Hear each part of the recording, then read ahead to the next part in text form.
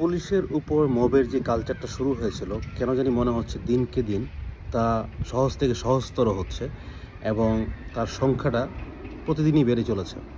আজকেও দেখলাম লালমনিরহাটে একটা ঘটনাকে কেন্দ্র করে পুলিশের এসপির গাড়ি ভাঙচুর করা হয়েছে। আদাবর থানায় ওসি এবং এক এএসআইকে ছুরিকাঘাত করা হয়েছে। যারা করছে তারা ধরেই নিয়েছে পুলিশের উপর আক্রমণ বা মব বা হত্যা বা মারধর আগুন লাগানো যাই হোক, এগুলো কোনো বিচার হবে না, হয়নি এবং হবে ওটা। একই সাথে পুলিশের যে একটা সেলফ ডিফেন্স রাইট আছে সিআরপিসি বা প্যানেল কোড অনুযায়ী, পুলিশ মনে হয় এটাও ভুলে গেছে প্র্যাকটিস করতে। আর অবস্থা দৃষ্টিতে মনে হয় যে হয়তোবা পুলিশ আদিষ্ট হয়েছে যে তাদের সেলফ ডিফেন্স রাইটটা আপাতত ইউজ না করার জন্য। এখন পুলিশের উপর যদি অ্যাটাক হয়, তার বিচার না হয় এবং পুলিশকে মারধর করা, পুলিশকে মব করাটা যদি সমাজের খুব স্বাভাবিক প্রক্রিয়া বা স্বাভাবিক প্রসেস হিসেবে ধরা হয়ে থাকে, তার ফলাফল সমাজে আসতে বাধ্য। যেমন আজকেই দেখেন একটা ডেইলি স্টার এবং ডিডব্লিউ বাংলাতে একটা নিউজ এসছে, প্রতিদিন বাংলাদেশে খুনের সংখ্যা 10-এর অধিক। খুবই খুবই খুবই অ্যালার্মিং একটা বিষয়। আজকে নরসিংদীতে বুলেট প্রুফ জ্যাকেট নিয়ে দুই পার্টির মারামারি হয়েছে, গোলাগুলি হয়েছে, দুজন নিহত। এরকমভাবে গত কয়েকদিন যদি দেখেন, মসজিদে গিয়ে মারা, তারপরে হচ্ছে ঢাকাতে গুলি করে হত্যা, রাউজানে গুলি করে হত্যা, সব ওপেন প্রকাশ্য দিবালোকে এগুলো হচ্ছে। এই খুনগুলো দুই রকমভাবে হচ্ছে।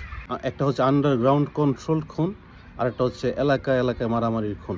তো আন্ডারগ্রাউন্ড কন্ট্রোল যে খুন, এটা আসলে পুলিশও জানে, গোয়েন্দা সংস্থাগুলোও জানে কারা কোথা থেকে এগুলো কন্ট্রোল করছে, দেশ থেকে বা দেশের বাইরে থেকে তারা এগুলো তাদের নিজস্ব আধিপত্য বিস্তারের জন্য এই খুনের ঘটনাগুলো ঘটাচ্ছে। আবার এলাকাতে কারা কারা এগুলো করতে পারে, কীভাবে মারামারি হচ্ছে, এগুলো পুলিশ জানে। কিন্তু পুলিশ পারছে না কেন? আমার কাছে যেটা মনে হয়, পুলিশ ফুললি অপারেশনাল হতে পারে না, তাদের মাইন্ডসেট এখনও ঠিক হয় নাই, বা তারা হয়তো অপারেশনালি যতটুকু অথরিটি থাকা উচিত সেটা তারা পাচ্ছে না। কারণ তাদের ক্যাপাসিটি যেটা ডেভেলপ করার কথা ছিল, বা ক্যাপাসিটি বিল্ডিংয়ের যে বিষয়টা ছিল, যে আন্ডারগ্রাউন্ডকে কন্ট্রোল করার, এটা ওদের নাই এই মুহূর্তে। মেবি আমি রঙও হতে পারি, কিন্তু যদি থাকেও তাহলে তারা ভয়ে আতঙ্কে তারা ডিল করতে পারছে না। এক, দুই হচ্ছে যে গ্রামাঞ্চলের যে বিষয়গুলো পুলিশ দেখছে এটাতে কন্ট্রোল করতে গেলে সরাসরি তাদের উপরে মব চলে আসে। তো তারা তাদের নিজেদেরও জানের ভয় আছে, তাদের নিজেদের পরিবার আছে। তো এই ভয়, এই রিস্ক কেন তারা নেবে? কারণ যদি তারা নিজেদের সেলফ ডিফেন্সের বিষয়টা যদি তারা এনশিওর করতে না পারে, পুলিশ কেন গিয়ে কাজ করবে? এখন আমরা কিন্তু অনেক দিন ভুলে গিয়েছিলাম যে আন্ডারগ্রাউন্ড, আন্ডারওয়ার্ল্ডের শীর্ষ 10, শীর্ষ 20 সন্ত্রাসীর যে বিষয়গুলো, যে নামীয় তালিকা আগে ছিল, দেখেছি আমরা অনেক আগে, 15, 20, 25 বছর আগে।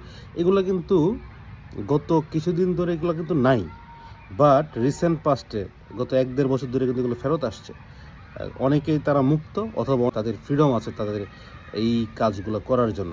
এটা হচ্ছে তাদের আন্ডারগ্রাউন্ডের অ্যাক্টিভিটি। আর যেহেতু সমাজের বিভিন্ন স্তরের মানুষ বুঝতে শুরু করেছে বা বুঝে গেছে পুলিশকে মারলে কিছু হবে না, আগেও বিচার হয়নি, এখনও বিচার হবে না, সো তারা ইজিলি পুলিশকে মানে একটা বৃদ্ধাঙ্গুলি দেখিয়ে যে কোনো কাজ করতে পারে। এখন বিষয় হচ্ছে, সরকার যত ভালো কাজই করুক, যত দিকে যত ভালো কাজ করতে থাকুক, ডাজেন্ট ম্যাটার, যদি না আইন শৃঙ্খলা পরিস্থিতি ঠিক না হয়, মানুষ যদি তাদের ঘরে ঠিকমতো থাকতে না পারে, তাদের নিরাপত্তা রাস্তায় না থাকে, পথে ঘাটে না থাকে, সমাজে না থাকে, বাড়িতে না থাকে, ঘুমাতে না পারে, তাহলে কিন্তু সকল কিছু ভেস্তে যাবে। গত মাসে পুলিশ হেডকোয়ার্টারের একটা রিপোর্ট দেখলাম যে তারা বলছে এই খুনের সংখ্যাটা খুব একটা বেশি না। খুবই আনফর্চুনেট। যদি এটাকে অ্যাড্রেসই করা না হয় যে খুনের সংখ্যা বেশি না, তাদের কাউন্টার মেকানিজম তারা কী করবে এটা নিয়ে? এখন সরকার কী প্ল্যান গ্রহণ করছে আমি জানি না আসলে। যদি এই আইন শৃঙ্খলা পরিস্থিতিকে এভাবে ছেড়ে দেওয়া হয়, এবং অলরেডি অনেকটাই নাগালের বাইরে চলে যাচ্ছে বলেই মনে হচ্ছে, তাহলে অবস্থা দিনকে দিন খারাপ থেকে খারাপতম হতেই থাকবে। এবং এই যে সংখ্যা আজকে 10 আছে, আল্লাহ না করুক এটা 15-20 হয়ে যাবে পার ডে। এবং যেরকমভাবে মানুষ ফেরোসাস হয়ে উঠছে, আসলে এটার কন্ট্রোল যদি পুলিশ ঠিক না করে, আইন শৃঙ্খলা রক্ষাকারী বাহিনী যদি ঠিক না করে, তাহলে আসলে মানুষ যাবে কোথায়? পুলিশকে সরকারের তরফ থেকে আশ্বস্ত করতে হবে যে হ্যাঁ, তারা সেফ, তাদের যেই সেলফ ডিফেন্স রাইট ওইটা তারা এক্সিকিউট করতে পারে। এবং এটা যদি তাদেরকে আশ্বস্ত করা হয়, তাহলে পুলিশ আসলে মাঠে নেমে কাজ করতে পারবে। এখন পুলিশ যদি নিজের জান নিয়ে টানাটানি করতে থাকে, তাহলে পুলিশ আইন শৃঙ্খলা পরিস্থিতি রক্ষা করবে কীভাবে? সরকারের উচিত আসলে সর্বোচ্চ এফোর্ট দিয়ে, সর্বোচ্চ লেভেল থেকে যে পুলিশকে ফুললি অ্যাক্টিভ করা, ফুললি অপারেশনাল করা, অথরাইজড করা, পজিটিভলি অথরাইজড করা, যাতে তারা আসলে দেশের মানুষকে স্বস্তি দিতে পারে, তারা যাতে আসলে মানুষকে নিস্তার দিতে পারে, দেশের মানুষকে আশ্বস্ত করতে পারে যে হ্যাঁ, অ্যাটলিস্ট যে হারে খুনাখুনি হচ্ছে এটা আর হবে না। মানুষ বাইরে যেতে পারবে, মানুষ রাস্তায় ঘুরতে পারে, মসজিদে নামাজ পড়তে যেতে পারে। তো এটা আসলে সরকারের টপ প্রায়োরিটি হওয়া উচিত এখন।